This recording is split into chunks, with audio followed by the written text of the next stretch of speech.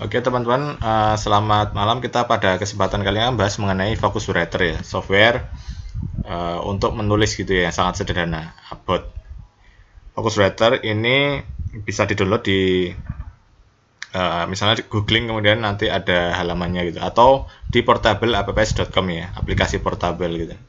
Focuswriter ini adalah versi 1.87 ya. A simple full screen word processor ya. Pemproses teks full screen yang sederhana. Copyright 2008 sampai 2024 oleh Greme God. Rilis under the GPL3 lisensinya.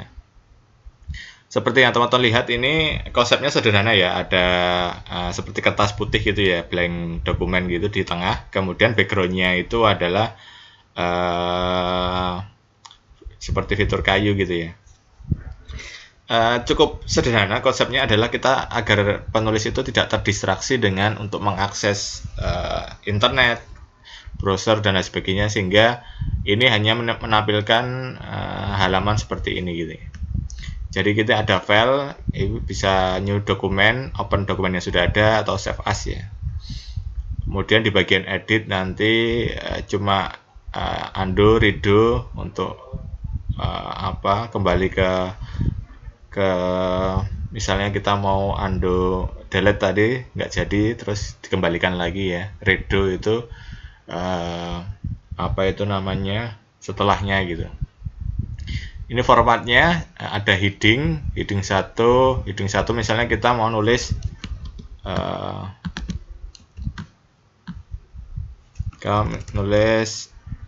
mencoba menulis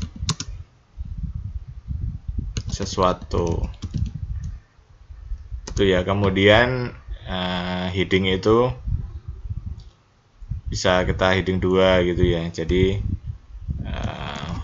1 catatan hari ini. Jadi heading itu kayak semacam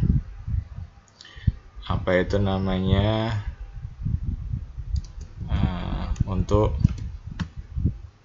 kita mengorganisasikan tulisan yang ada gitu ya. Heading 3.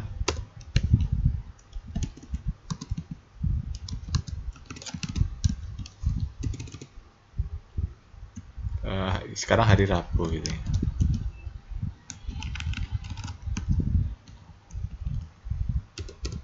Jadi seperti ini ya, kita mencoba untuk menuliskan segala sesuatunya itu secara fokus gitu ya. Ini bagus untuk teman-teman yang mudah terdistraksi gitu ya.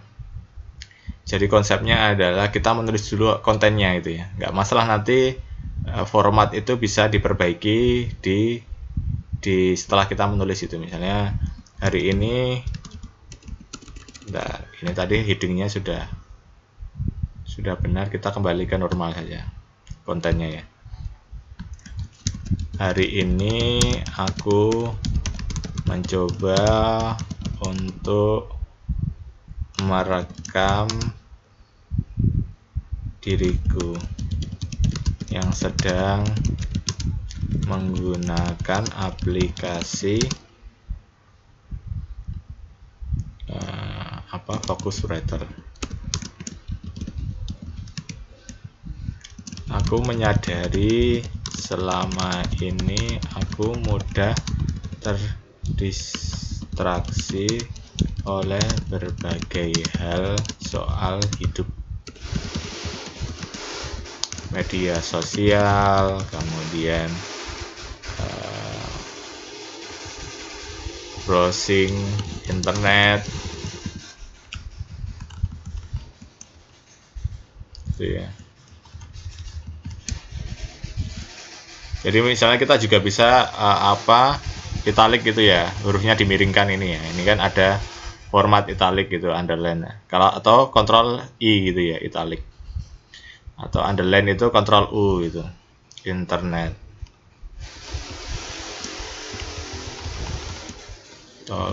Misalnya seperti ini.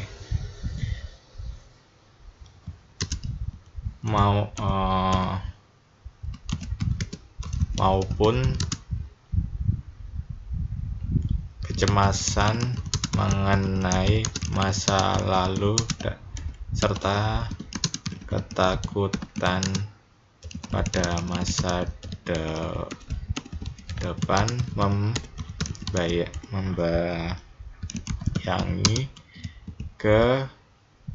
kesadaranku.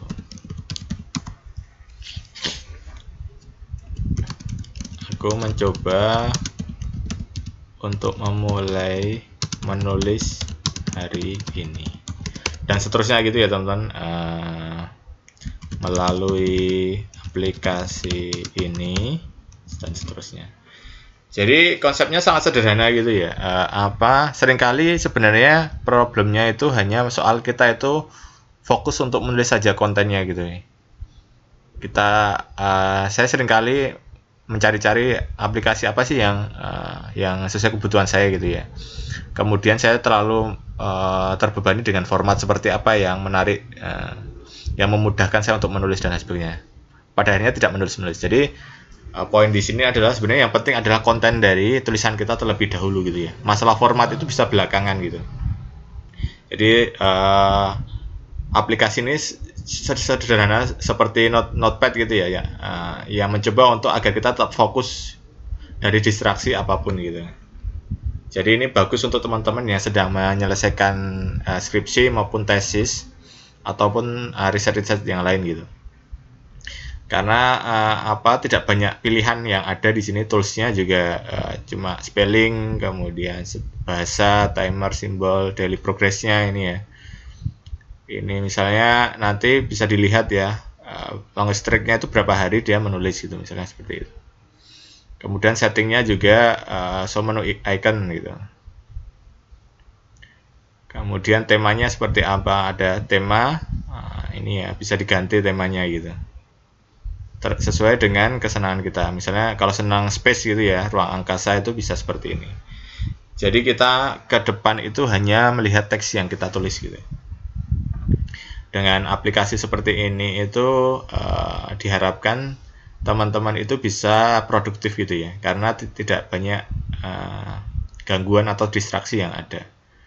Karena saya mungkin akan lebih fokus ke situ ya. Jadi sebenarnya produktivitas kita itu seringkali di zaman media sosial seperti ini ya, teknologi informasi yang begitu cepat, ada ChatGPT, sekarang sudah ada DeepSeek gitu ya, dan lain sebagainya. Itu membuat kita itu selalu tidak ingin ketinggalan informasi gitu ya. Apa sih yang membuat kita terdistraksi dari produktivitas kita sehari-hari? Nah, aplikasi ini sangat penting untuk mengembalikan hal-hal yang sebenarnya mungkin kita sering kali lupa gitu ya, bahwa produksi pengetahuan itu lebih penting daripada kita konsumsi terus-menerus ya. Apa gunanya kalau kita mengakses informasi begitu banyak tapi tidak menghasilkan secara produktif itu pengetahuan yang berarti ya. Jadi mungkin di sini kita bisa refleksi personal kita gitu ya.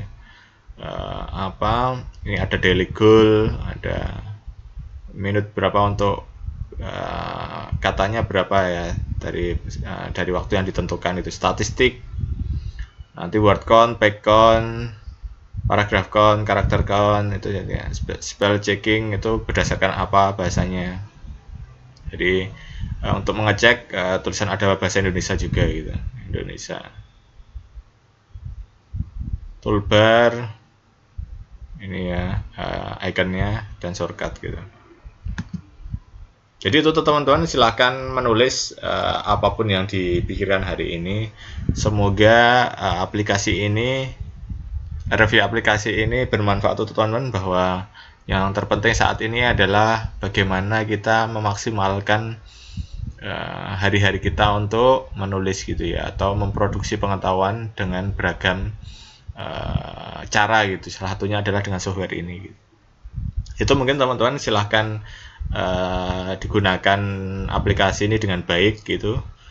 Kemudian juga nanti kita bisa berdiskusi di kolom komentar bagaimana progres teman-teman gitu, sehingga kita bisa berinteraksi, saling memberikan feedback gitu ya, terutama dengan apakah video ini juga bermanfaat atau tidak gitu. Itu mungkin teman-teman. Assalamualaikum warahmatullahi wabarakatuh.